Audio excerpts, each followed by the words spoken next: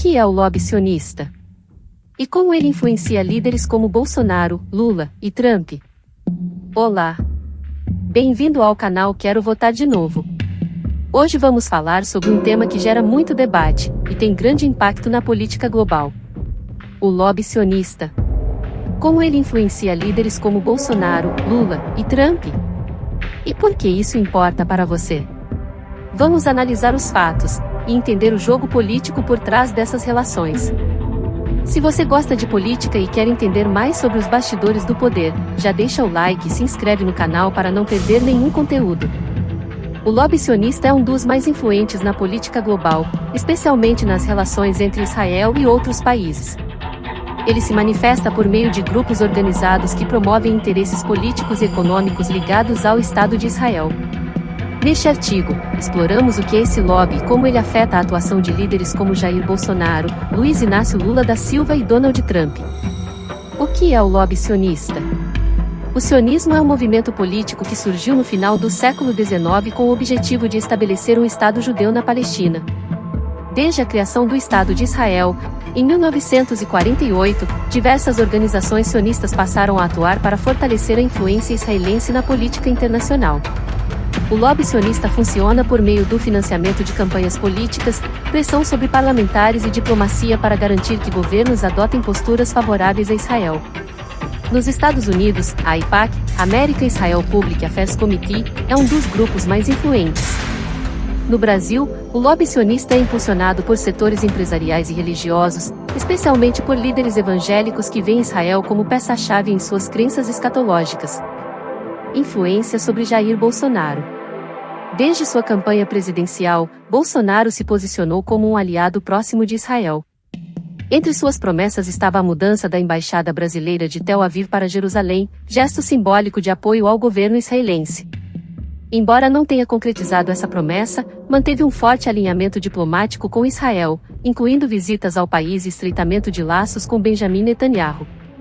O lobby sionista no Brasil também tem forte conexão com a bancada evangélica, que apoia Bolsonaro e reforça laços com Israel por motivações religiosas. Esse apoio garantiu benefícios comerciais e tecnológicos ao Brasil, incluindo parcerias na área de segurança e inteligência. Pelo respeito e admiração ao povo de Israel, repudio o ataque terrorista feito pelo Hamas, grupo terrorista que parabenizou Luiz Inácio Lula da Silva quando o TSE anunciou o vencedor das eleições de 22. Fundado em 48, por deliberação da ONU de 47, em sessão presidida pelo diplomata brasileiro Oswaldo Aranha, Israel é um país irmão com profundos laços culturais e religiosos com o nosso povo.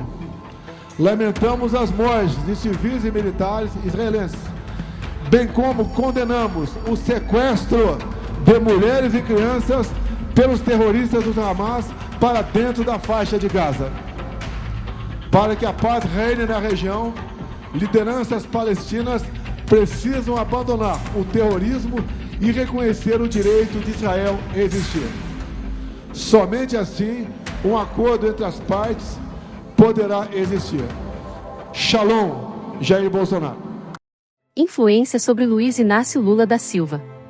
Ao contrário de Bolsonaro, Lula sempre adotou uma postura mais equilibrada em relação a Israel e a Palestina. Durante seus mandatos, ele fortaleceu relações diplomáticas com Israel, mas também reconheceu o Estado da Palestina e manteve laços com líderes árabes. O lobby sionista atuou de forma mais discreta em seus governos, principalmente em áreas comerciais e tecnológicas. Apesar de não ser um aliado incondicional de Israel, Lula manteve boas relações e evitou embates diretos que pudessem prejudicar interesses econômicos entre os dois países. Ataques, bombardeios israelenses mataram mais de 40 mil palestinos na faixa de Gaza, a maioria mulheres e crianças. Os ataques começaram depois da ação terrorista do Hamas contra Israel, que matou 1.200 judeus no dia 7 de outubro de 2023. Na última entrevista, antes de retornar ao Brasil, o presidente Lula voltou a condenar a resposta desproporcional de Israel ao Hamas, que vitima milhares de palestinos inocentes. Os países que dão sustentação os discursos do primeiro-ministro Netanyahu precisam começar a fazer um esforço maior para que esse genocídio pare. Eu condeno de forma veemente esse comportamento do governo de Israel, que eu tenho certeza que a maioria do povo de Israel não concorda com esse genocídio. Influência sobre Donald Trump. Trump foi um dos presidentes norte-americanos mais alinhados ao lobby sionista. Durante seu governo, ele transferiu a embaixada dos Estados Unidos para Jerusalém, reconhecendo-a como capital de Israel. Também apoiou a soberania israelense sobre os Montes Golã e incentivou acordos de normalização entre Israel e países árabes. Sua relação com o lobby sionista foi marcada pelo financiamento de campanhas políticas por grandes empresários pró-Israel e pelo forte alinhamento com a AIPAC. Essas decisões reforçaram o apoio do eleitorado evangélico e da comunidade judaica conservadora nos Estados Unidos. O lobby sionista desempenha um papel central na política internacional, influenciando líderes de diferentes espectros ideológicos. Enquanto Bolsonaro adotou uma postura de alinhamento quase total a Israel, Lula preferiu um equilíbrio diplomático. Trump, por sua vez, foi um dos presidentes que mais fortaleceu os interesses israelenses em nível global. A influência desse lobby continua a moldar decisões estratégicas, impactando não apenas a política externa, mas também as relações comerciais e a dinâmica interna dos países envolvidos. A discussão sobre sua atuação é fundamental para entender as complexas relações de poder no cenário internacional. Recentemente, o ex-presidente dos Estados Unidos, Donald Trump, propôs a realocação permanente da população da faixa de Gaza para países como Jordânia e Egito, sugerindo que os palestinos seriam reassentados em comunidades mais seguras e modernas. Para o premier israelense, a paz depende da volta de todos os reféns que ainda estão no território palestino e da destruição da capacidade do Hamas de governar o enclave palestino e lançar ataques contra Israel.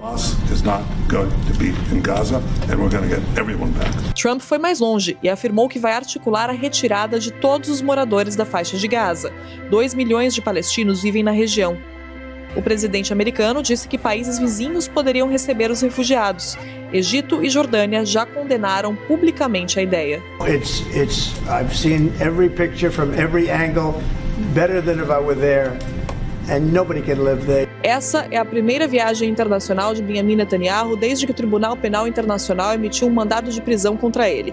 A corte afirma ter indícios de que Netanyahu cometeu crimes de guerra e contra a humanidade na luta contra o Hamas. Os Estados Unidos não são signatários do TPI e não têm qualquer obrigação de prender o líder israelense.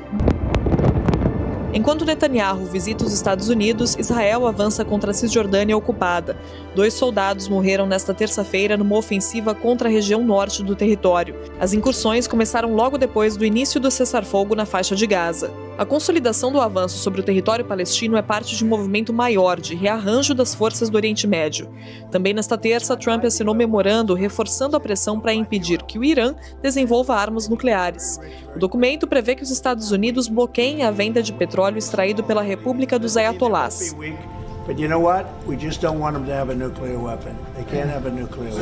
Essa proposta tem sido amplamente criticada e descrita como uma forma de limpeza étnica. Mais de 350 rabinos, juntamente com criativos e ativistas judeus, assinaram um anúncio no New York Times condenando o plano de Trump, enfatizando que a remoção forçada de palestinos de Gaza é moralmente errada e comparável a atrocidades históricas.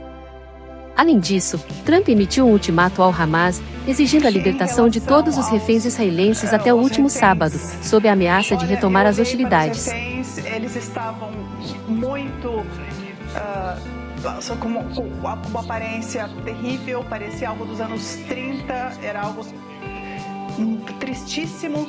E eu acho que eles não querem enviar mais porque parecia que eles estavam saindo de um campo de concentração, que na verdade é o que era. Parece que eles saíram do Holocausto. Que tristeza. Um deles, um homem jovem que estava até meio gordinho do que poderia, né? E agora ele está irreconhecível.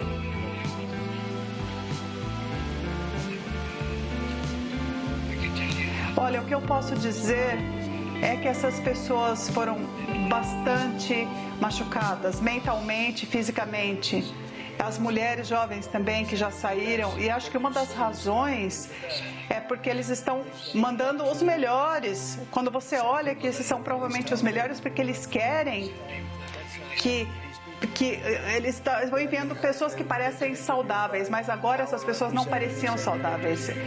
Elas estavam bastante machucadas, com a saúde bastante ruim, e eles estão mal, mentalmente e fisicamente. E eu acho que o Hamas olha para isso e pensa, bom, nada vai ficar melhor do que isso, porque provavelmente eles já mandaram os melhores para representar e eles têm mais reféns para enviar. E eles provavelmente acham que eles não podem fazer isso porque isso não vai fazer com que eles pareçam muito bons.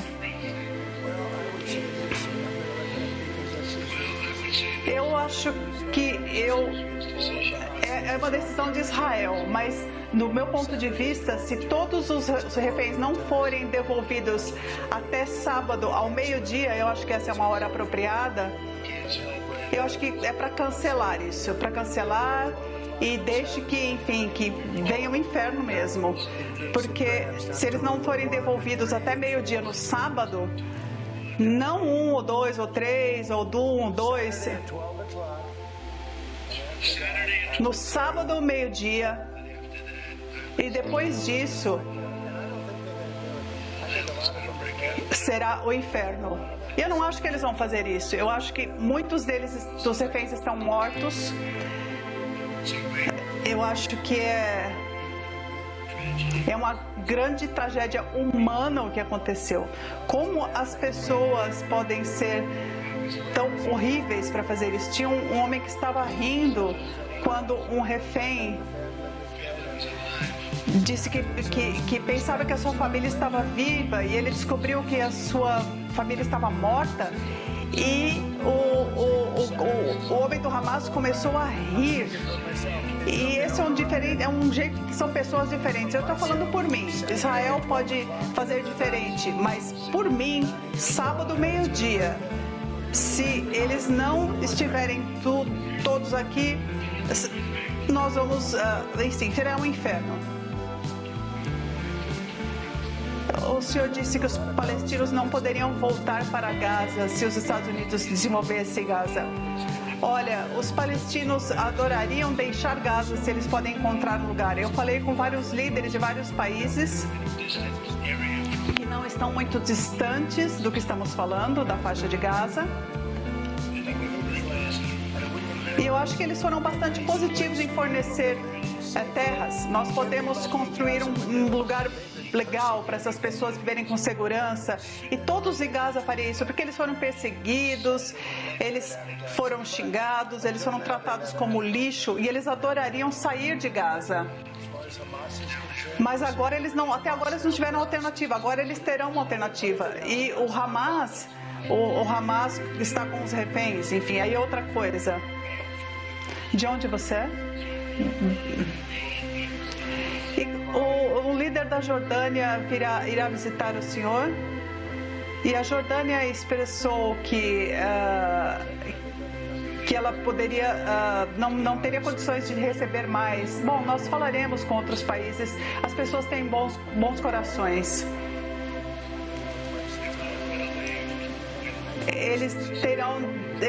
Todos sairão quando eles tiverem um lugar para ir. Quando eles tiverem um lugar seguro, todos sairão. Aquilo agora é um buraco do inferno.